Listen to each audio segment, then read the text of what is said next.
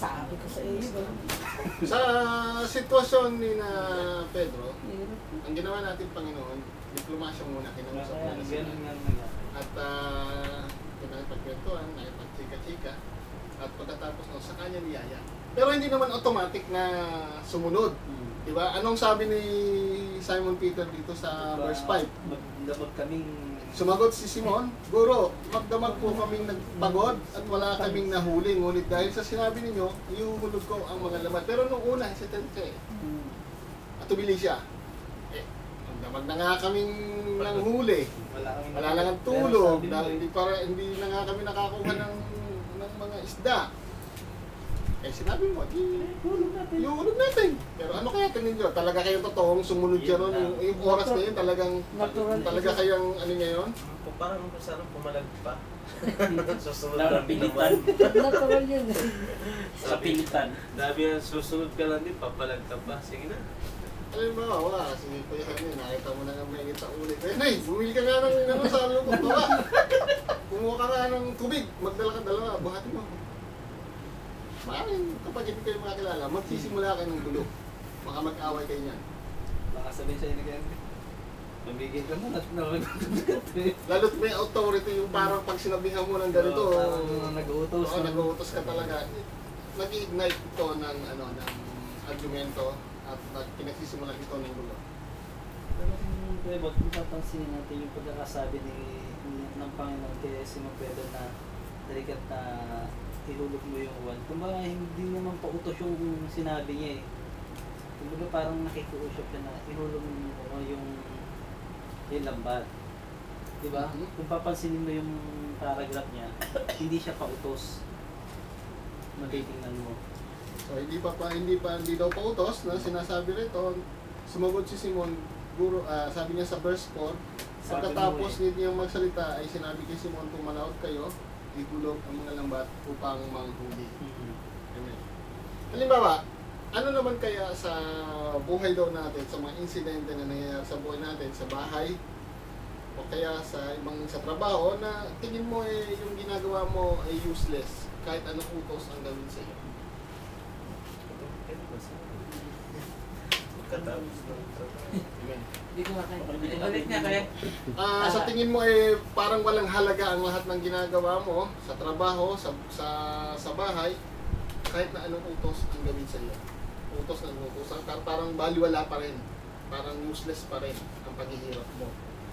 Kumbaga, sinusunod mo naman, Sinusunod ginagawa mo mo ng mga utos. pero useless ka. Useless ka Pero pa sa rin. feeling mo, Parang feeling pa rin useless. Feeling mo lang o hindi ka na-recognize? Parang gano'n ang pakiramdam mo kung ano ba ang Kung feeling mo kasi, sa'yo lang yun eh. Pero kung hindi mo yung alam recognition ba ng iba, na-appreciate pala. yung sa ibang gagaling na tinitingnan ka na useless. Siyempre kung titingnan ka, kung yung tingin sa'yo ng iba na useless ka, makaka-demoralize din sa'yo yun. Pero in the end, kung yun nga yung sinasabi natin palagi na kung Christian ka na, at alam mo naman yung pinagsisilbihan mo ay hindi naman yung tao na yun. Normal, halimbawa, in a secular way ng buhay natin, sa trabaho, sa bahay, na feeling mo, tingin mo kahit na anong utos ang galis ibigay sa'yo at nasusunod mo naman, parang nababaliwala pa rin. Hindi mo naman kailangan yung recognition nila eh. Sa secular yung sinasabi. Sa secular. Kung secular, Ano na sitwasyon, nasa tingin mo gano'n? Halimbawa ba? Sa trabaho. Isa Sa trabaho. Yung malasakit mo na kahit wala yung amo, nagtatrabaho ka. Minsan yung time na alam mong nakakatulong ka sa kumpanya na para... Kasi yung bawat isa na mga kasama mo, pag ikaw nagtatrabaho at may nakikita kang nagtatrabaho, parang naano ka rin dahil paano yung pampasweldo sa nila, tapos dyan lang din man kukunin sa ano. So may tendency na sitahin mo o batiin mo. So sa ganung pagkataon na yung pag-ano mo sa kumpanya mo, hindi ka pa rin nila, hindi ka napapansin. So, ano ba doon? Nakasawsaw?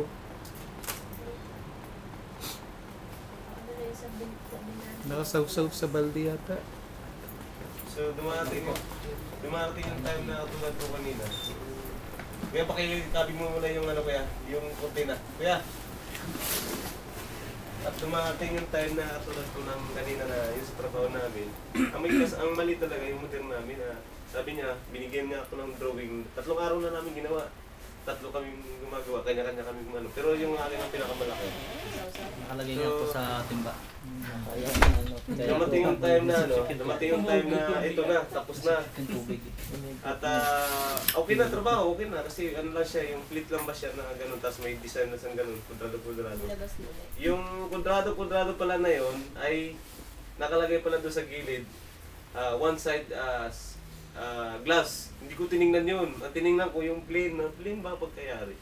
So nung na-finish na, sabi nung amo namin, yung isang ano namin, ba't yan? Nasaan yung glass niyan? Pero diretso yung ano niyan. Tapos tiningnan niya yung mga kasama ko, ganun din. So pares-pares yun, sablay lang. So dumating yung time na, yung isang modern namin siya yung nagbigay ng trabaho. So sila yung nag-aanuhan ngayon. Ngayon ang naano ko lang doon, yung time na, yung pagod mo ba, na ilang araw mong ginawa, 3, tapos ito lang, wala lang. Tapos nung bandang huli, ikaw pa yung napansin na ikaw yung may pagkukulang, bakit hindi mo man binasa sa gilid na may ganito ganun. So, dumarating sa buhay natin na pagka ikaw nga wala talaga sa, alimbawa, wala ka sa Panginoon, talaga mag-iinit ang ulo mo. So kanina, inano ko lang na isang challenge din yun na pagbakbak talaga. Sobra, talagang masakit nga yung ganito ko, kagagrinder, kasi kinating ko yung ilang butas yun, 3. 2 pinto yung bubutasin ko, magkabilaan, magkabaliktaran ka. So, dumarating yung time na sa mo natin, may imano ka ng sa kumpanya natin na yung gusto mong makatulong, bandang huli parang ikaw pa yung baliwala pa. So, kung sa secular yung tigabot, siguro ang magiging reaction mo ay huwag ka na lang sumunod. Amen. Secular way. Hindi naman ako nare-recognize bakit naman ako susunod sa inuutos ko? Yun sa akin naman kayo, but kung yung i-share ko, hindi ko alam kung ito yung tutumbok ko sa sinasabi mo o ano. Kasi sa ngayon nga ay ang daming kumukuha ng serbisyo ko. So may GM, may cashier, tapos yung mga mismo yung sa work, yung mga supervisor ko talaga sa department ko.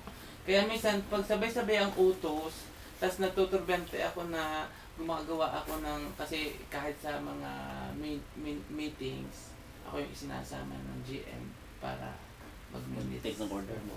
So, nung isang araw nung sabi ko nga ako hindi makakarating ng meeting, nag-meeting kami noon, tapos yung pagkatapos ng magsi-6 o'clock na saka ko pag ginawa yung payroll ay kailangan sa kinabukasan. So, nagkakasabay-sabay yung mga pressure na yung requirement ng GM, tapos yung sa mismo trabaho ko mismo ginagawa. So, nung maga, aside from dun sa regular work ko na paglalagay ng mga numbers dun sa mga nagpapa-reimburse ng mga cash, hindi dumadating, kanya-kanyang dating. Tapos at the same time, ng moment na yung maga is nagagawa ko ng minutes.